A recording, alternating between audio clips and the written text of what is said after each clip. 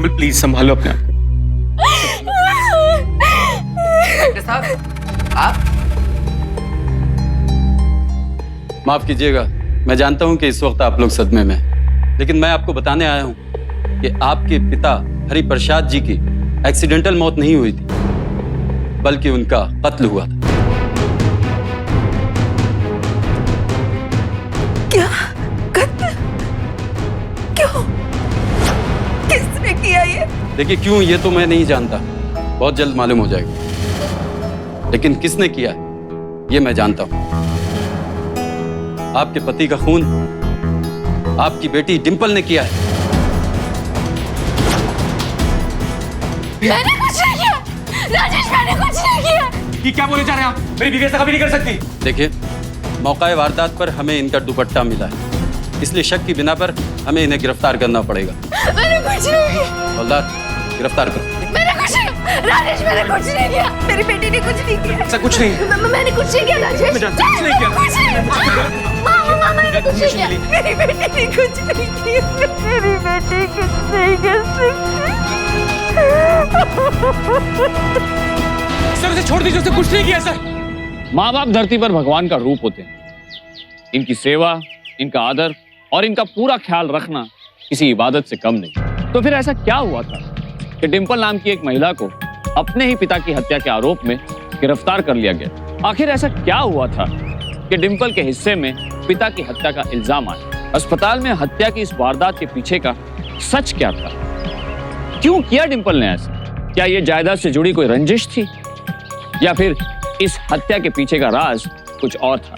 इस राज पर से पर्दा उठाने के लिए हमें डिंपल के अतीत में जाना होगा, तब जब उसकी शादी भी नहीं हुई थी और वो राजेश वैद्य के ऑफिस में काम किया करती थी। ऑफिस में मिलते मिलते कब नजरें मिली और कब दिल, पता ही नहीं चला। मैंने एक्सपेक्ट भी नहीं किया था कि इतनी बड़ी अपॉर्चुनिटी हमारे पास खुद ही चल कर आएगी। अब हम सिर्फ एक कदम की दूरी पर हैं और वो अपॉर्चुनिटी हमारी।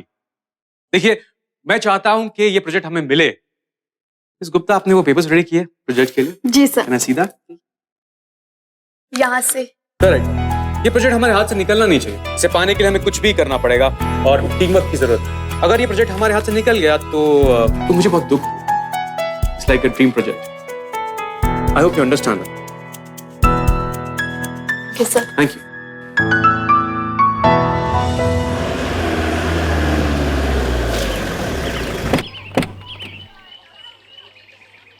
बाय। लिसन डिंपल, मैं ये कह रहा था कि अगर मैं तुमसे शादी कर लूं तब सासू जी मतलब तुम्हारी मॉम को तकलीफ नहीं होगी ना? सच कह रहे हो? ऑब्वियसली।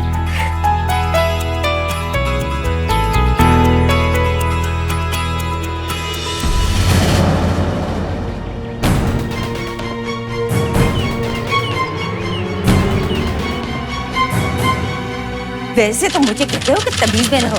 दुकानदार को मैंने भाभी कहने के लिए बोल दिया तो कैसी मिर्चें लग गई थी। और ये तुम्हारी लाडली, देखा इसे कैसे बिछी जा रही थी उसके सामने। प्लीज अंग्रेजियां झाड़। घर का खर्चा उठाती है तो इसका मतलब ये नहीं कि घर की इज्जत नीलाम करती फिरेगी। वो मेरी बहुत इज्जत करता है, मुझसे शादी करना चाहता है। शादी करना चाहता है? और क्या क्या किया उसने तेरे साथ शादी का झांसा देकर? शर्म करो तुम, माँ हो इसकी तुम, ऐसी कैसी बात कर रही हो? हाँ, माँ हूँ तभी कह रही हूँ। तुम्हें तो अखबार पढ़ने से फुर्सत नहीं है, बच्चों की निगरानी तो मुझे करनी पड़ती है ना। हाँ, इश्क लड़ाएगी। मेरे दोस्त को क्या भी रहता है इसके बारे में? मीम साहब का कहीं चक्कर चल रहा है। जहाँ कमाऊ लड़की देखी नहीं कि पटाने लगा। ऐसी बात नहीं है। चुप कर। सारी दुनिया देखी है मैंने। कल से ये ऑफिस नहीं जाएगी। अरे ऐसे कैसे नहीं जाएगी, वो कॉर्पोरेट है। तभी तो कॉर्पोरेट कर रही है। मैं खुद दे के आऊंगी इसका इस्तीफा, बस मैंने कह दिया।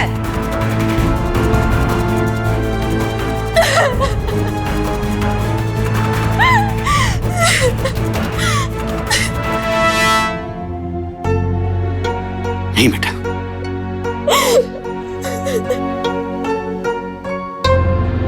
कहिए, किससे मिलना है आपको? राजेश कहाँ है? हरदोई नाम है मेरा। हरदोई? मैम आपकी कोई अपॉइंटमेंट नहीं है आज के, आप नहीं मिल सकते। तेरा तो मैं अपॉइंटमेंट फिक्स करती हूँ। हट जा। कहाँ है उसका केबिन? मैम सुनिए तो। 35% पहले ले लेते हैं, बाकी बाद हो जाएंगे। मैम मैंने आपसे मना किया है ना, सब बिजी हैं। क्या प्रॉब्लम है? कौन है ये? बेटा मैं डिम्पल की माँ हूँ।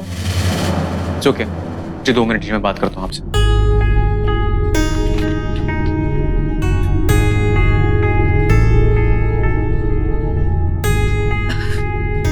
बैठिए आप। हाँ।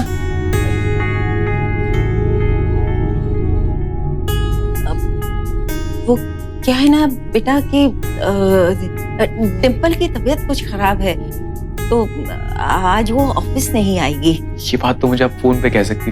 फोन पर छुट्टी मांगना अच्छा नहीं लगता, इसीलिए मैंने कहा कि मैं खुद ही जाके बोल देती हूँ, साथ में तुमसे 2 बातें भी हो जाएंगी।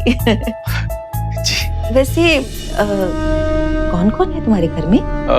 पेरेंट्स हैं, मगर वो इस शहर में नहीं रहते, वो बाहर रहते। इकलौते हो? हाँ जी।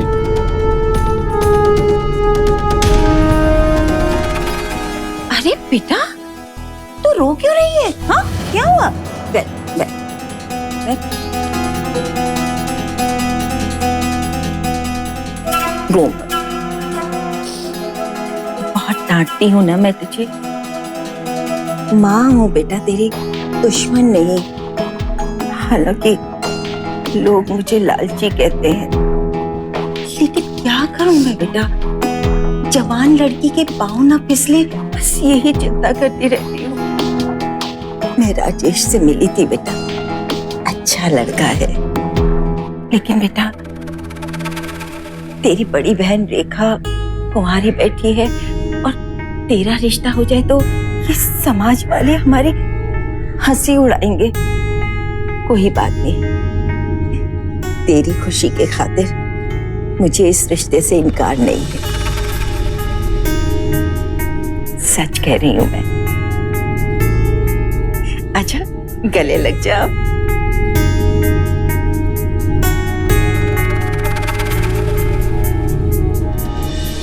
कोई सोच भी नहीं सकता कि कोई माँ हरदेई जैसी भी हो सकती है, जो अपने लालच के लिए अपनी बेटी का फायदा उठाना चाहेगी, उसे अपनी साजिश का मोहरा बनाना चाहेगी। पर यहाँ ऐसा ही था। राजेश को, डिंपल को भनक तक नहीं पड़ी कि हरदेई के मन में कौन सी नई चाल अंगड़ाई ले रही थी। उससे सबसे पहले अपनी आर्थिक स्थिति का रोना रोया राजेश के सामने।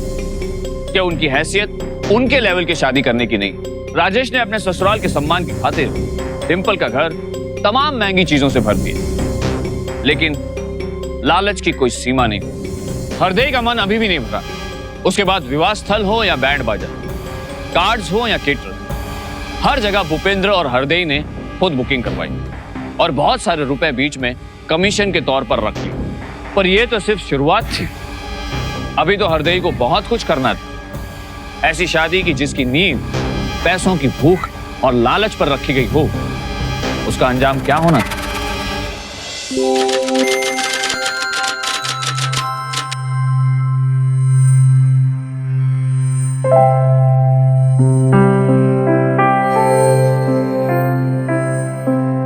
मैंने कहा था ना, सब संभाल लूंगा मैं बहुत खुश हूँ राजेश। आज मैं दुनिया की सबसे खुशकिस्मत लड़की हूँ। तुम नहीं, हम। आज के बाद हम 2 कहाँ हैं? 1 हैं।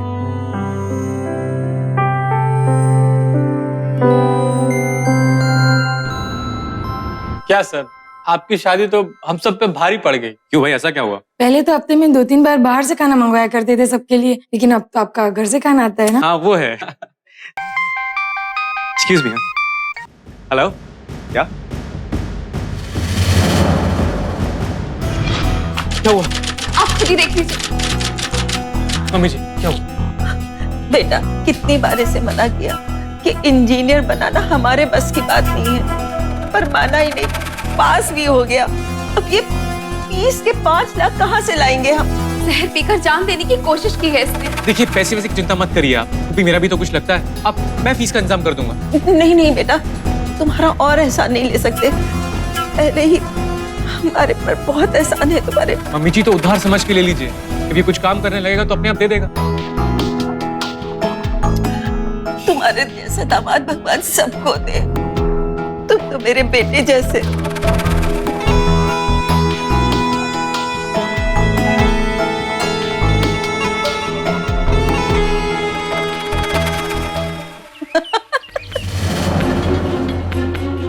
करवाया एडमिशन?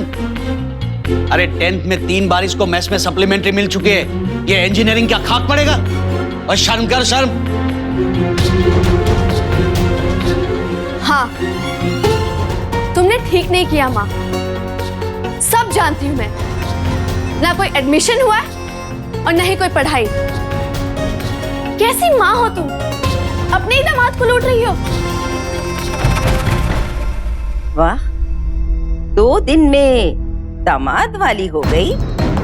और वैसे मैं लूट नहीं रही हूँ, टैक्स ले रही हूँ, टैक्स। तुझे 9 महीने पेट में रखने का टैक्स। छी माँ। छी माँ, ताना मत मारो। अब तुम कैसी बेटी हो? खुद तो शानो शौकत में रहती है और तेरे परिवार वाले फाके काटे। वैसे सागर में से अगर 1 लोटा निकाल भी लेना तो कुछ फर्क नहीं पड़ता। आज मैं राजेश को सब कुछ सच सच बता दूंगी।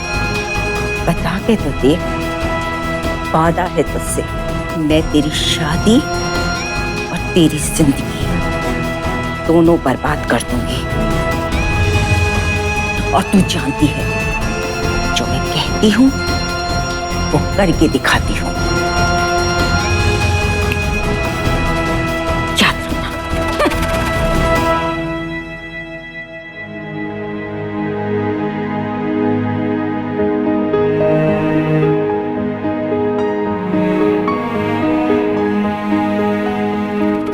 बिना कुछ छुपाए एक दूसरे से अपने मन की बात शेयर करना इसमें जरूरी होता। डिंपल ने सबसे बड़ी गलती की कि अपनी मां की धमकी से डरकर राजेश से सच छुपाया और इसकी बड़ी कीमत डिंपल को चुकानी पड़ी। इसी बीच डिंपल गर्भवती भी हो गई। हरदेई का लालच थमने का नाम नहीं ले रहा था, कभी अपनी झूठी बीमारी के नाम पर तो कभी किसी और बहाने से। वो बार बार राजेश से पैसा ऐंठती रही। उसने राजेश से मना कर दिया कि वो डिंपल को इस बारे में कुछ न बताए। डिंपल की सेहत का ख्याल रखते हुए राजेश ने उसे कुछ नहीं बताया और उनकी मांगे जायज समझकर वो पूरी करता रहा। लेकिन सच तो सच है, एक दिन सामने आ ही जाता है। माँ के नाम पर इतने सारे हॉस्पिटल बिल, उन्हें कब से बीमारी हो गई?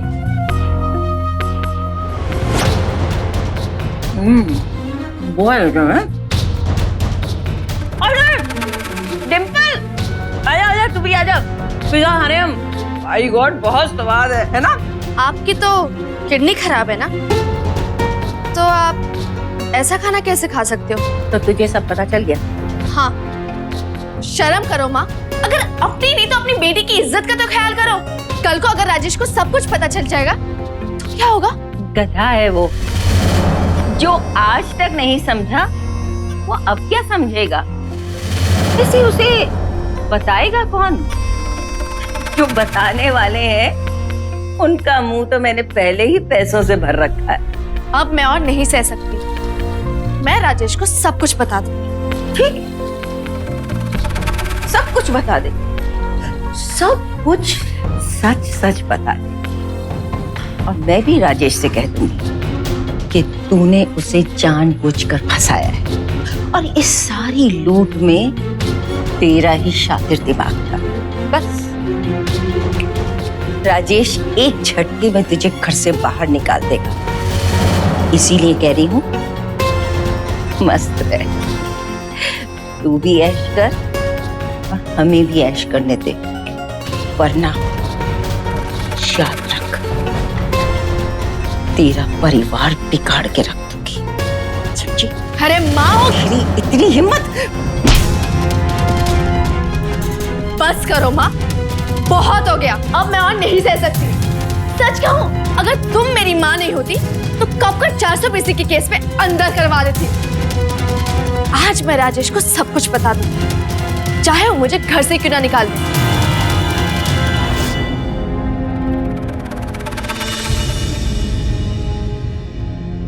अब भी समय है हरदेई। बेटी ने पहली बार जबान खोली है, कहीं रिश्ते के धागों को खोल डाला तो तुम संभाल नहीं पाओगे। चुप कर, ये सब कीचड़ भक्तियां हैं, कुछ नहीं बताएगी वो राजेश को।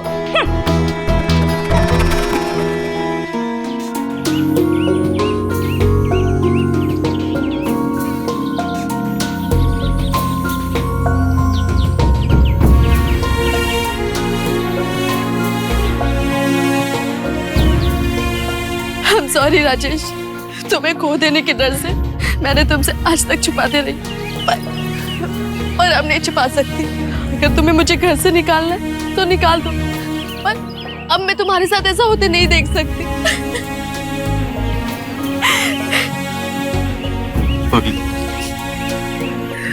मुझे मेरे पैसे चले जाने कोई अफसोस नहीं। इनफैक्ट मैं तो खुश हूँ कि तुम मेरी बीवी हो। आई रियली लव और हमेशा करता रहूं।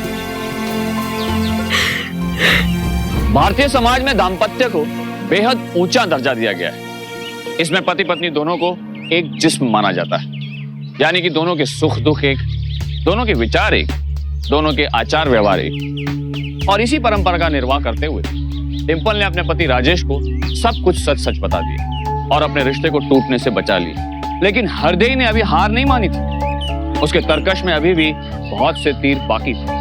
माफी मांगने के अलावा मैं और कुछ नहीं कह सकती। लालच में अंधी होकर मैं अपने होश खो बैठी थी और ये भी भूल गई इस आग में मैं अपनी बेटी का घर जला रही हूँ। प्लीज प्लीज संभालिए अपने आप। कैसे संभालूं बेटा, हमेशा जिंदगी तंगी में जिए, पाई पाई जोड़कर मैंने अपने बच्चों को पाला है। डिंपल के पापा की कमाई कभी पूरी ही नहीं पड़ी, बस डिंपल का सहारा था, वो भी तुमसे शादी के बाद छूट गया। माफ कर दो बेटा, वैसे मैं इस लायक तो नहीं हूँ, लेकिन बस ये आखिरी एहसान और कर दो मुझ पर। ठीक है, कितने पैसे चाहिए? राम राम राम, जूते मत मारो बेटा। मैं तो बस इतना चाहती हूँ कि जो काम डिंपल करती थी वो रेखा को दे दो, उसकी आधी सैलरी कटवाते रहना, ताकि हमारे पाप का बोझ कुछ तो हल्का हो जाए और बाकी आधे से हम जैसे तैसे गुजारा कर लेंगे। बस इतना एहसान और कर दो, मैं तुम्हारे पाँव पड़ती हूँ। प्लीज प्लीज प्लीज आप ये सब मत कीजिए। ठीक है, आप कल से रेखा को भेज दीजिए काम। बहुत शुक्रिया बेटा, भगवान तुम्हारा भला करे।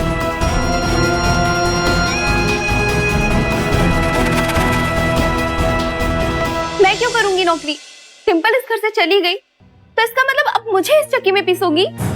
समझने की कोशिश कर बेटा, मैं तुझे कोई चक्की में नहीं पीस रही हूँ। मैं तो तुझे डिंपल का सिंहासन दिलवाने की कोशिश कर रही हूँ।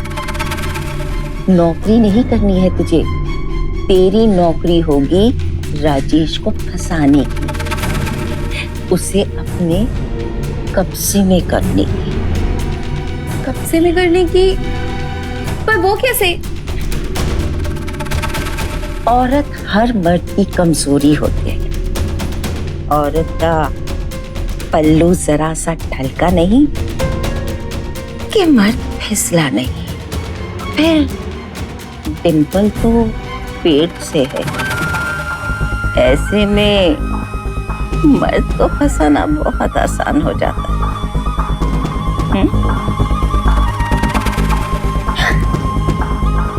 कौन माँ ऐसी हरकत करेगी? लेकिन जब लालच की पट्टी आंखों पर चढ़ाए तो इंसान अपने पराये नहीं देखता।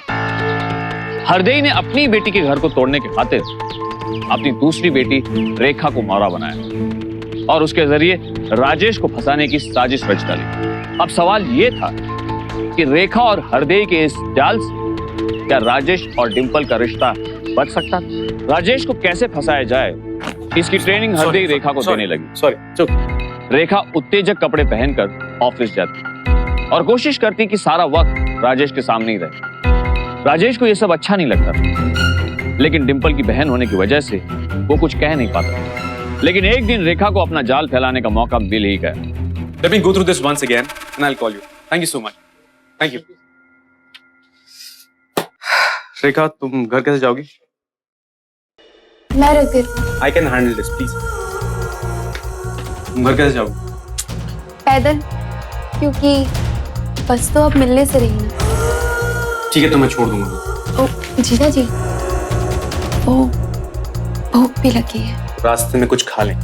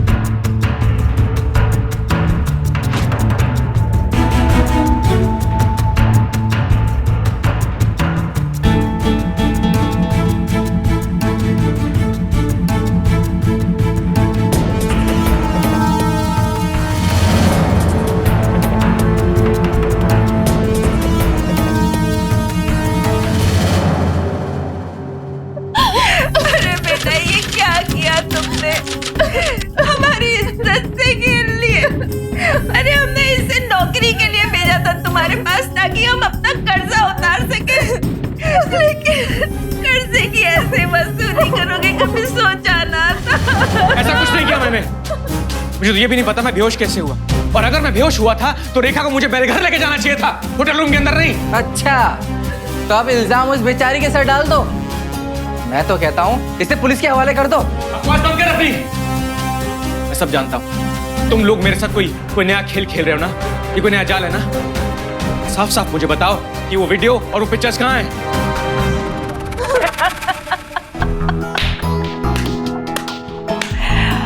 माय गॉड दामाद जी, मुझे तुम्हारी यही बात पसंद है, डायरेक्ट मुद्दे पे आते। साफ साफ कहो, अब क्या चाहिए? तलाक, डिंपल से और रेखा से शादी। तुम लोग पागल हो गए हो, सबके सब पागल हो गए हो तुम। चाहे तुम मुझे पुलिस में दे दो, मैं कभी ऐसा नहीं करूंगा, और तुम्हारी वजह से मैं डिंपल पे कोई आंच नहीं आने दूंगा। मत आने दो आंच। रेखा की शादी से जो हमें फायदा होने वाला था ना, वो दे दो। 50 लाख। 50 लाख? सोच लो, 50 लाख तुम्हारी इज्जत से और डिंपल की जिंदगी से बड़े नहीं है। अगर ये वीडियो दिखा दिया ना, तो तुम तो जेल जाओगे ही, और बेचारी डिंपल वो तो शर्म से आत्महत्या कर लेगी। फिर क्या करोगे इन पैसों का? चाटोगे? तुम तो जानते ही हो, एक कुंवारी लड़की की इज्जत से खेलना। तुम तो 7 साल के लिए जाओगे। पढ़े लिखे हो, सोच लो।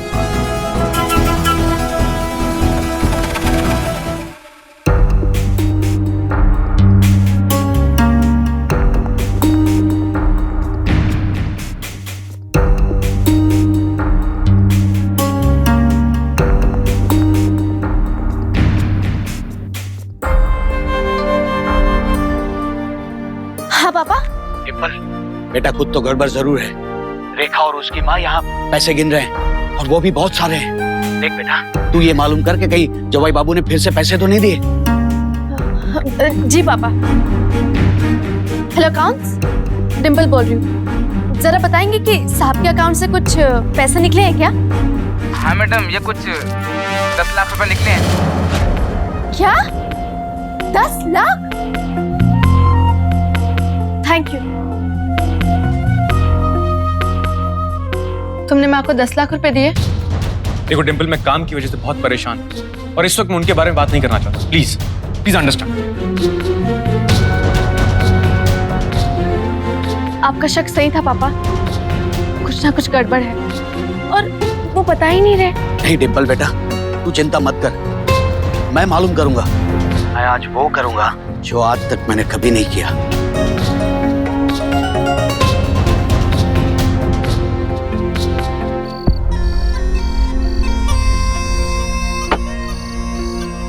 हाँ, मजा आ गया। क्या बात है बाबूजी, आज तो बड़े मेहरबान लग रहे हो। बेटे, ये शरीफ बनकर जिंदगी में कुछ पाया नहीं, तो सोचा कि आज तुझसे थोड़ी दुनियादारी सीख लेता हूँ। वेरी गुड, अच्छा है। हमारी तरफ आ जाओ, खूब पैसा ही पैसा बरसने वाला है। कैसे कैसे बरसेगा पैसा बेटा, बता। यहीं बैठ।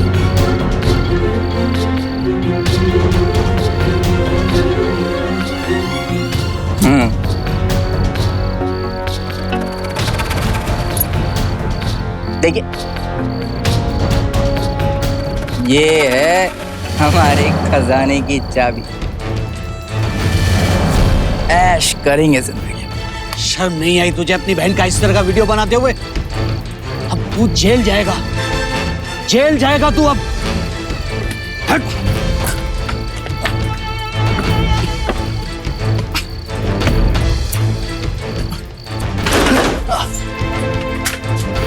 कहाँ जा रहे हो?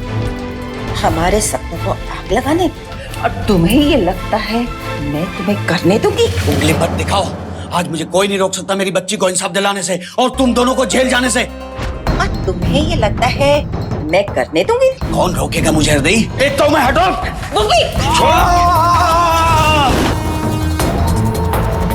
माँ, ये क्या हो गया? ये सब तेरी वजह से हुआ है। अच्छा हुआ वक्त आ गई, सबूत बच गए। सबूत तो बच गए, लेकिन अगर तेरा बाप बच गया ना तो फिर हम लोग खतरे में पड़ जाएंगे। तो अब क्या करें?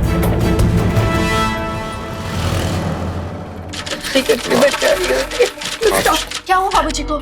सीढ़ियों से गिर गए थे, नशे की हालत में। बाबूजी ने आज तक शराब को हाथ तक नहीं लगाया। कुछ गड़बड़ है। आप पुलिस को बुलाइए। ये तो एक हादसा था, पुलिस को क्यों? हादसा था या मारने की कोशिश, ये पुलिस तय करेगी। नशे की हालत में थे मेरे पति, सीढ़ियों से गिर पड़े। ये मेरा बेटा है, ये मेरी बेटी।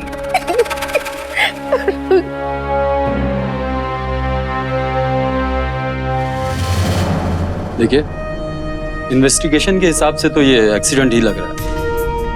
आपके माताजी और आपके भाई साहब का भी यही कहना है, लेकिन हम साफ तौर पर तभी कहेंगे जब आपके पिताजी बयान देने के लायक हो जाएंगे। जैसे ही उनकी हालत में सुधार हो, आप मुझे इन्फॉर्म कर दीजिए। Thank you.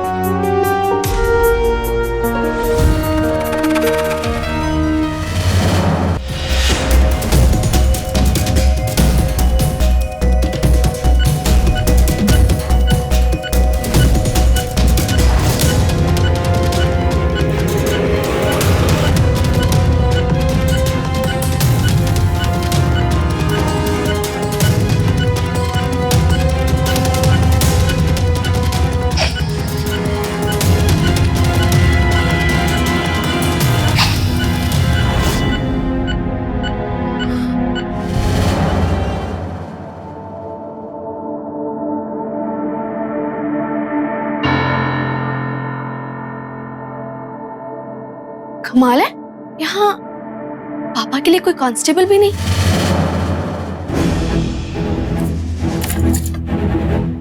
पापा,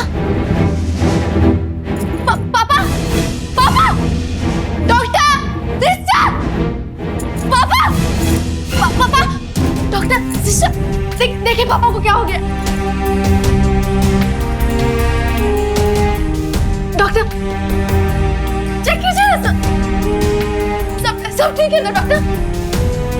आई am sorry, please no more.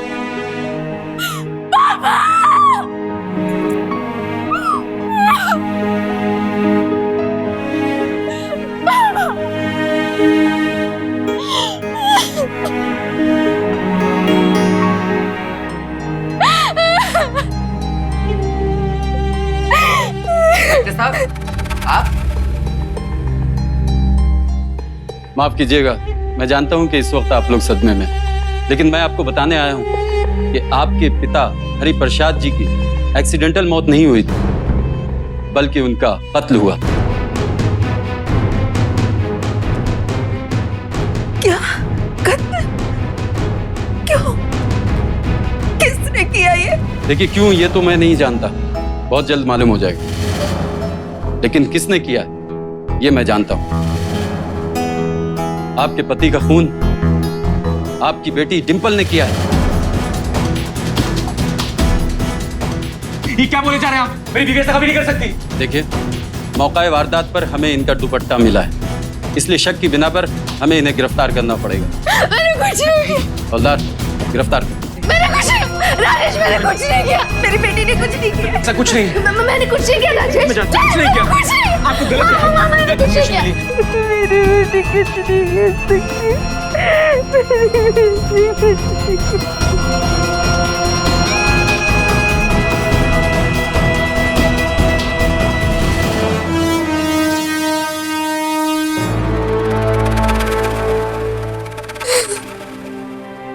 Sir आप मेरा यकीन मानिए, मेरी वाइफ ऐसा नहीं कर सकती। लेकिन सारे सबूत आपकी वाइफ के खिलाफ हैं। हरि प्रसाद जी के गले में जो दुपट्टा था वो आपकी पत्नी का था, वही थी जो आखिर में उस कमरे में गई थी। ये गवाही रिसेप्शन और वार्ड मेंबर से मिली।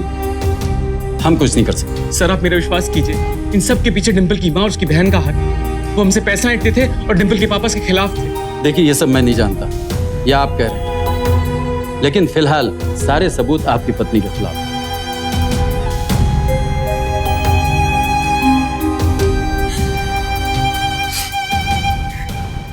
डिंपल तुम बिल्कुल फिक्र मत करो, मैं तुम्हें यहाँ से बहुत जल्द निकाल लूंगा। डिंपल जानती थी कि उसकी माँ, उसकी बहन और उसका भाई तीनों मिलकर राजेश को लूट रहे हैं। उसने कई बार इस साजिश को बेनकाब भी किया था, लेकिन इस बार डिंपल एक ऐसे जाल में फंस चुकी थी जिससे बाहर निकलना उसके लिए बहुत मुश्किल था। पर उसी के पिता की हत्या का संगीन आरोप लगा था और राजेश के पास डिंपल की बेगुनाही का कोई सबूत नहीं था। ऐसे में राजेश ने जाने माने क्रिमिनल लॉयर की मदद ली। देखिए सर, सबूत तो आपको जुटाने पड़ेंगे, क्योंकि आपने जो भी दिया कैश दिया। हमारे पास ऐसा कोई सबूत नहीं है जिससे यह साबित हो जाए कि उन लोगों ने आपसे पैसा एक्सटॉर्ट किया।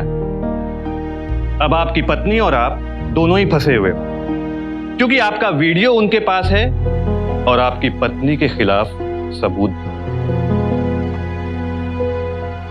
ऐसे में सिर्फ एक ही रास्ता, इन शातिरों को इन्हीं के जाल में फंसाना होगा।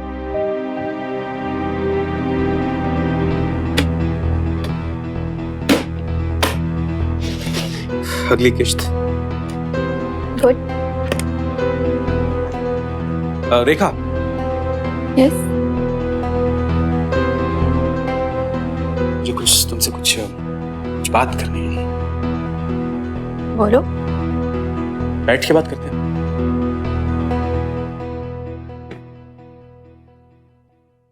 रेखा मैं बहुत परेशान हूं।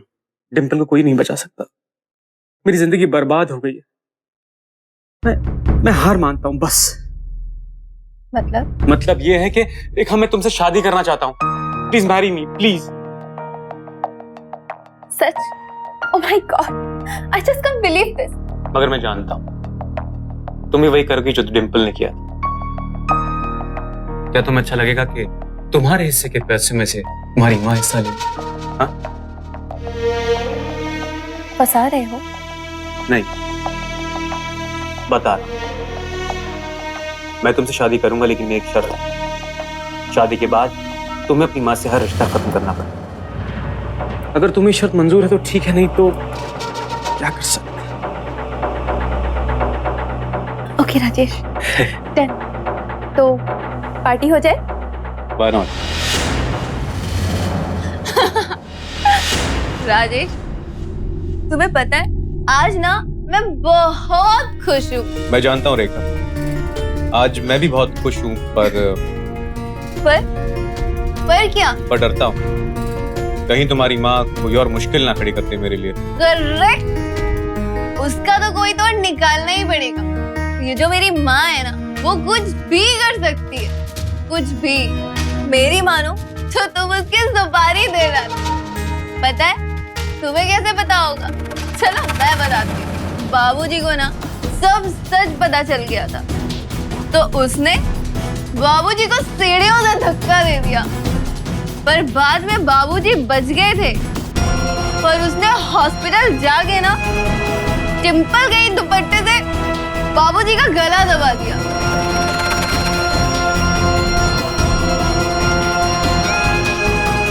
वो बहुत खतरनाक है।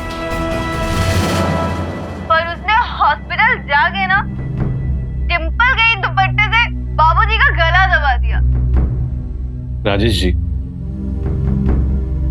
ये देखकर तो मैं मान गया हूं कि आप निर्दोष हो, लेकिन ये बयान नशे की हालत में दिया गया, इसे कोर्ट नहीं मानेगा। क्या सर, कोर्ट इसे नहीं मानेगा? तो फिर सर और क्या कर सकते हैं? देखिए, काम तो अब भी हो जाएगा। ये हमें पता है कि कोर्ट इस बयान को नहीं मानेगी, लेकिन रेखा और हरदेई को इस बात का पता नहीं।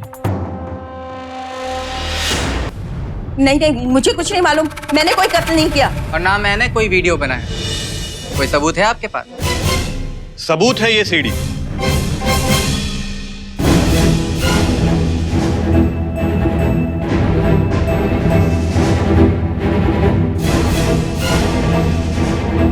पता है तुम्हें कैसे पता होगा? चलो मैं बताती हूँ। बाबूजी को ना सब सच पता चल गया था, तो उसने बाबूजी को सीढ़ियों से धक्का दे दिया, पर बाद में बाबूजी बच गए थे। पर उसने हॉस्पिटल जाके ना टिम्पल गई दुपट्टे से बाबूजी का गला दबा दिया। माँ से धोखा किया ना, खा गई ना खुद धोखा, फंसा दिया ना हम तीनों को। इसमें मेरी क्या गलती है? सजा आपको ही मिलेगी। प्लान तो आपका और भूपी का था ना। बाबूजी को सीढ़ियों से आपने ही फेंका था। मैंने कोई गलती नहीं की, मैंने तो बस वो वीडियो बनाया था। माँ ने फेंका था बाबूजी को।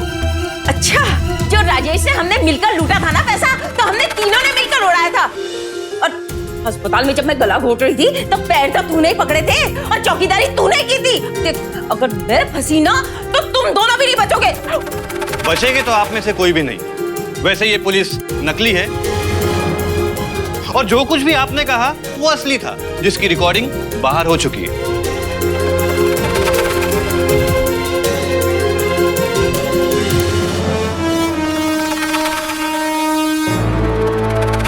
ये अदालत हरदेई गुप्ता, भूपेंद्र गुप्ता और रेखा गुप्ता को एक्सटॉर्शन ब्लैकमेल का दोषी मानती है। साथ ही गैर कानूनी ढंग से अश्लील वीडियो बनाने का आरोप भी इन पर साबित होता है, और ये भी साबित होता है कि तीनों ने अपने पूरे होश व हवास में हरि प्रसाद गुप्ता का कत्ल किया है। ये सच है कि जिंदगी में रुपयों की जरूरत है, पर कितनी? इस सवाल का जवाब जो शख्स अपने जायज जरूरत के हिसाब से तलाशता है, वो रिश्तों और रुपयों के बीच सही संतुलन बनाने में कामयाब होता है। लेकिन जिस इंसान के लिए रुपया ही उसकी जिंदगी बन जाए, तो हरदेई जैसी औरत का खुदगर्ज चेहरा और चरित्र बेनकाब होता है, जो न किसी की माँ होती है और ना ही किसी की पत्नी। हरदेई ने पहले अपने परिवार को खिलौना समझा और बाद में कानून। और शायद वो ये भूल गई कि कानून कोई खिलौना नहीं, उससे किया गया खिलवाड़ गुनाह के दायरे में आता है, जिसकी सजा तय होती है। आज हरदेई, उसकी बेटी रेखा और उसका बेटा भूपी तीनों जेल में। राजेश और डिंपल एक साथ खुशहाल जिंदगी गुजार रहे, लेकिन डिंपल को ताउम्र इसका मलाल रहेगा कि किस्मत ने उसे एक ऐसे परिवार में जन्म दिया जो उसके लिए ही नासूर बनी। लालच की एक छोटी सी चिंगारी धीरे धीरे आग में तब्दील हो गई, और इस आग ने पूरे परिवार को तबाह कर दिया। माँ को बेटी का दुश्मन बना दिया, बहन को बहन की सौत और बेटे को बाप का कातिल। इसलिए रहिए सावधान लालच की चिंगारी से। कल फिर हाजिर होंगे ऐसी एक बेजोड़ कहानी के साथ। तब तक सावधान इंडिया, 100 फाइट बैक।